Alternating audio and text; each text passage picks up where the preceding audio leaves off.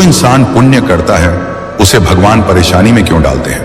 दोस्तों, अक्सर हमारे मन में एक सवाल उठता है, जो इंसान सच्चाई के रास्ते पर चलता है, दूसरों का भला करता है, किसी का बुरा नहीं सोचता, फिर भी उसकी जिंदगी में दुख, कष्ट और परेशानियां क्यों आती हैं? अगर भगवान न्यायप्रिय हैं, तो अच्छे इंसान को ही क्यों बार बार आजमाया जाता है? इसका उत्तर बहुत गहरा है। सबसे पहली बात, परेशानी सजा नहीं, परीक्षा होती है। भगवान कभी भी पुण्यात्मा इंसान को दंड देने के लिए कष्ट नहीं देते, वे उसे परखते हैं।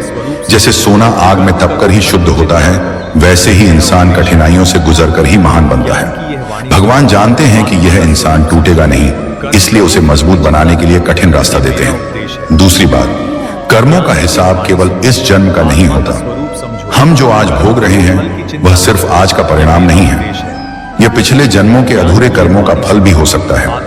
पुण्य करने वाला इंसान उन पुराने कर्मों को जल्दी काट लेता है, इसलिए कभी कभी ऐसा लगता है कि अच्छे इंसान को ही ज्यादा दुख मिल रहा है, जबकि सच यह है कि उसके बुरे कर्मों का हिसाब जल्दी साफ किया जा रहा है। तीसरी बात, भगवान रास्ता आसान नहीं करते, इंसान को ताकतवर बनाते हैं। भगवान ये वादा नहीं करते कि तुम्हारी जिंदगी में कभी दुख नहीं आएगा।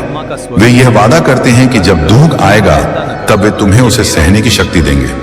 पुण्यात्मा व्यक्ति को भगवान धैर्य, समझ और विवेक देते हैं ताकि वह हर हाल में सही रास्ते पर बना रहे। चौथी बात, भगवान अपने प्रिय को ज्यादा परखते हैं। महाभारत में देखिए, श्री कृष्ण के सबसे प्रिय पांडव थे, फिर भी उन्हें वनवास मिला, अपमान सहना पड़ा, युद्ध लड़ना पड़ा। भगवान राम को ही देख लीजिए, मर्यादा पुरुषोत्तम होकर भी उन्हें वन जाना पड़ा। इसका मतलब यह नहीं कि भगवान उनसे नाराज थे, बल्कि वे उन्हें आदर्श बनाना चाहते थे। पांचवी बात, दुख इंसान को अहंकार से बचाता है। अगर पुण्य करने वाले इंसान की जिंदगी हमेशा सुख में रहे तो उसके अंदर भी घमंड आ सकता है। परेशानी इंसान को विनम्र बनाती है, भगवान से जोड़े रखती है और जीवन का असली अर्थ सिखाती है। अंत में याद रखिए, भगवान देर करते हैं, अंधेर नहीं।